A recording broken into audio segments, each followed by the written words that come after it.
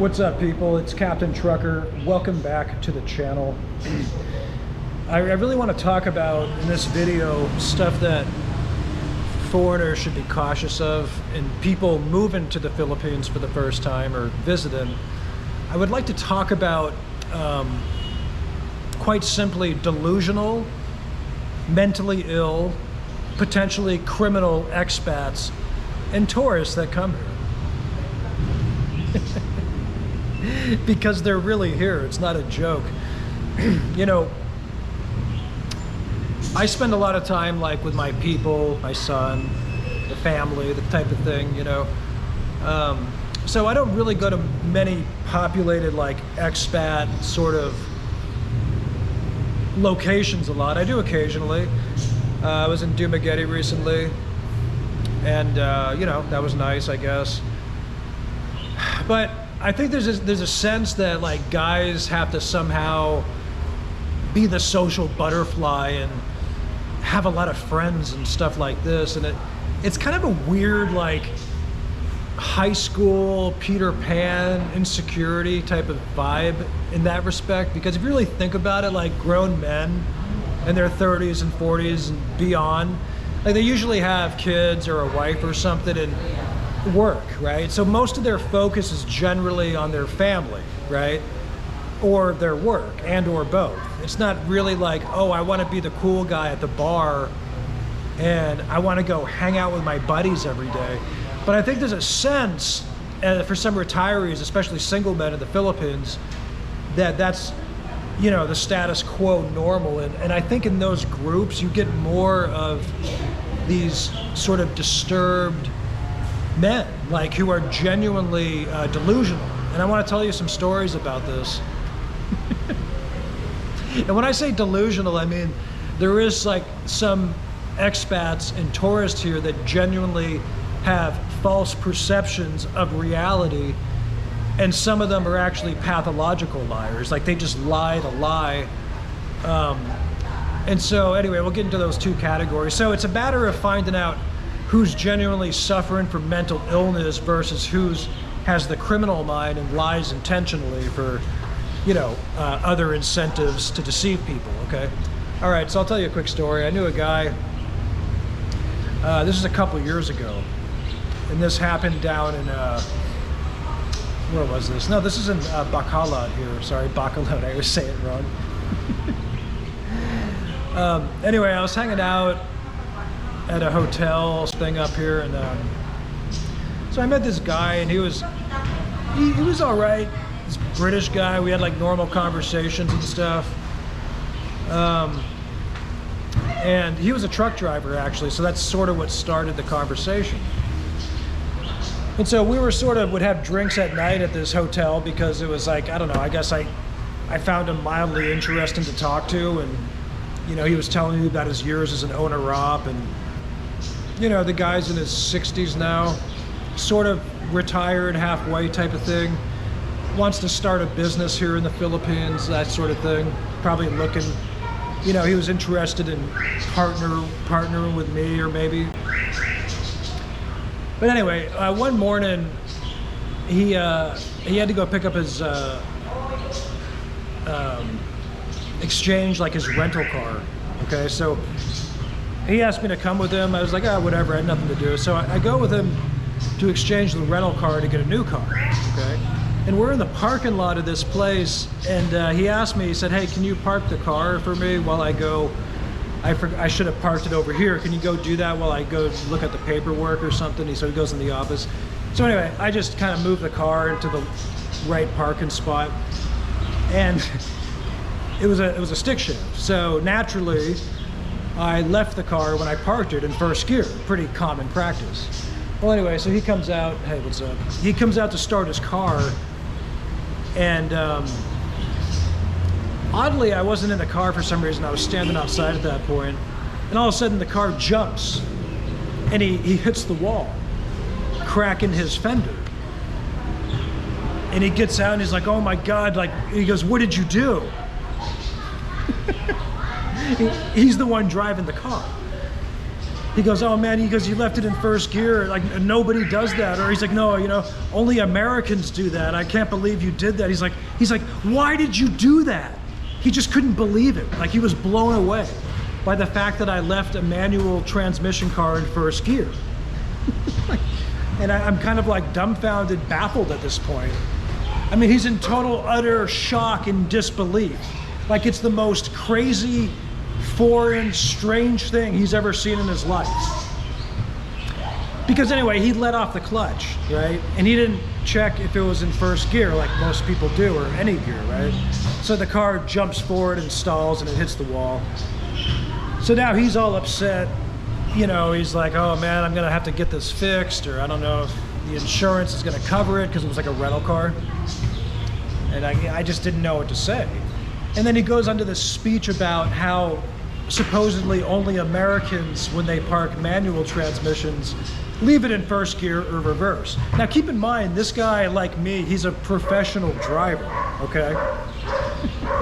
he's a certified professional truck driver who has driven various vehicles and manual transmissions and different things, all right? As am I. And so I'm kind of quietly just taking this all in, like, you know, I'm just like, dude, I'm not the type of guy to like to rub things in, like rub salt in wounds, like, well, did you check the shift lever, right? Why did you started the car, you push the clutch in, you start the car, and then you immediately let off without checking it. I didn't go into all that, because the guy was like distraught at this point. So anyway, we go buy some fish. I offered to buy the fish, because at that point, and he's kind of jokingly like, oh yeah, you buy the fish and I'll pay for the repairs. So he's almost like shift blaming it to me at this point about the fact that he crashed his own car.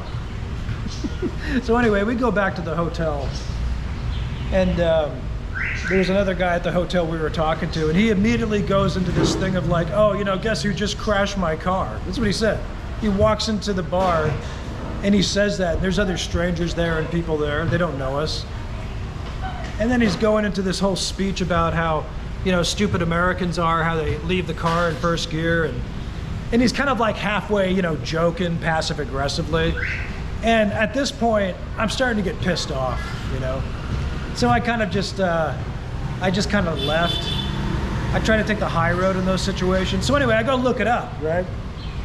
I did a basic Google search, and I sent with AI, I did a little query, you know, like in England, in the UK, I think I said in England, because he's English, is it a common practice to leave cars in first gear or reverse?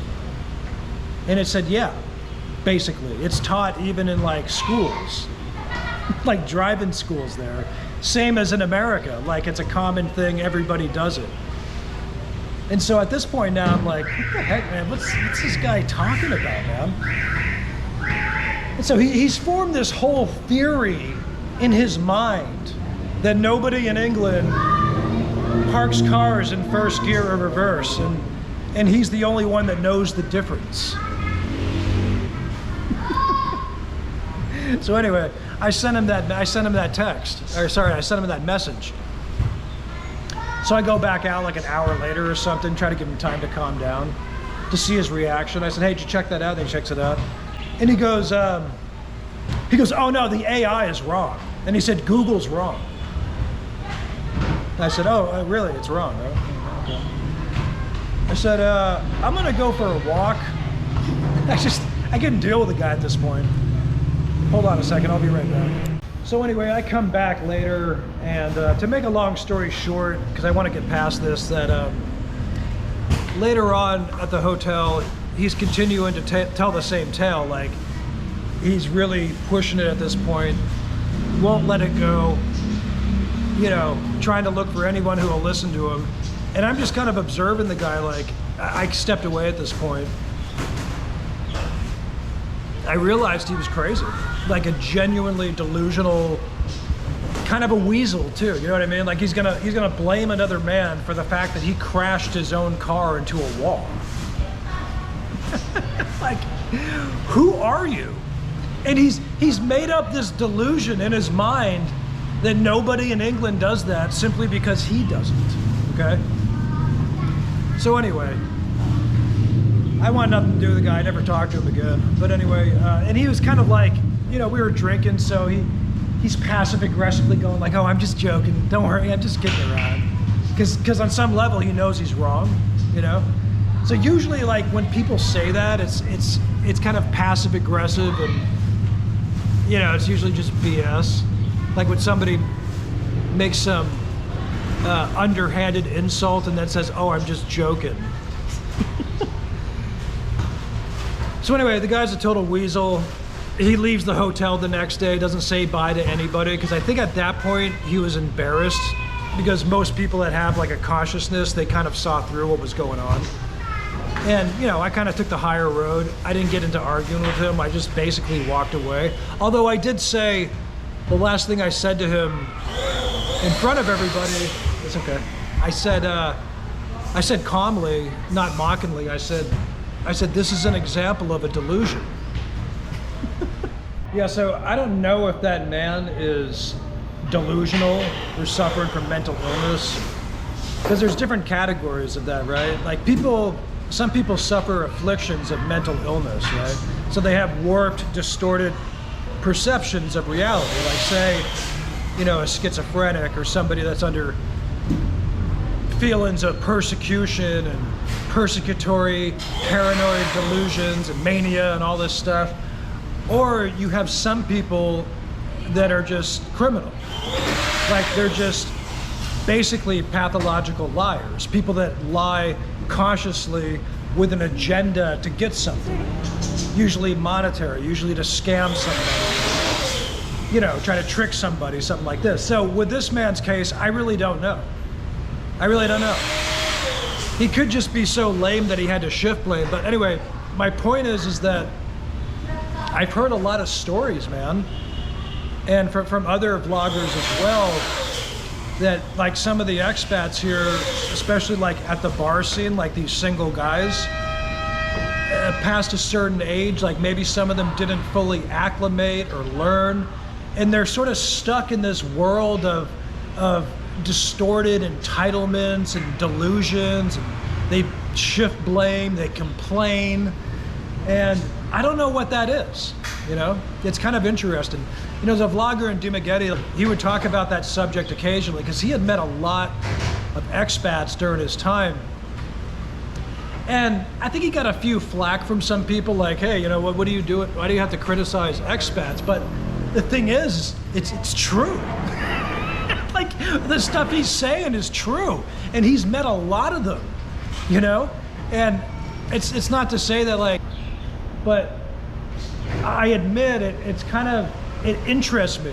Like when I meet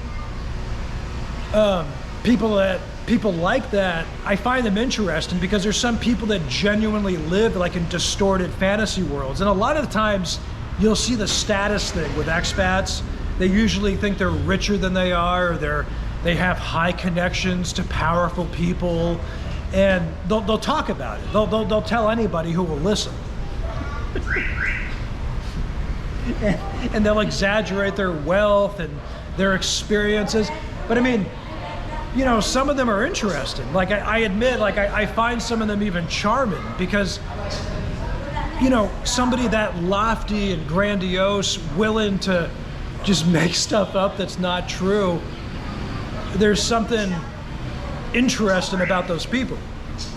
But like I said, they fall into different categories because some of them can genuinely be suffering from mental illness, okay? So they're delusional, they have schizophrenia or bipolar, and they don't even realize what they're doing, okay? Because some of them really believe it. But then you get the criminal ones. You get people that know they're making stuff up and they live in this twisted world to where it's like, yeah, well, that's what everybody does. Everybody lies to get power. Everybody exaggerates. I'm doing the same thing. I'm not doing anything different.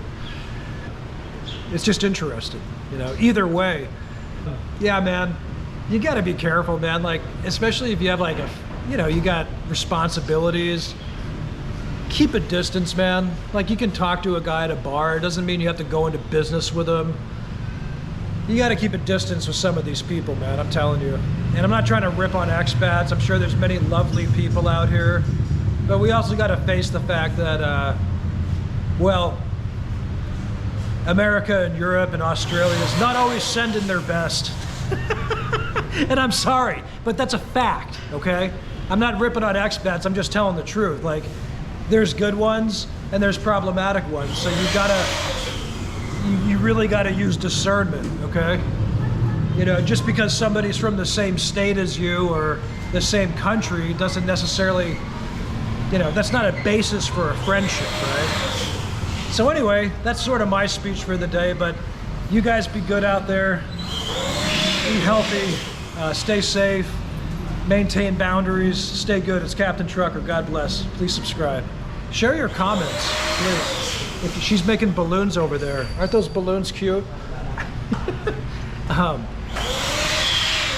If you've had experience with certain, you know, problematic expats, let me know.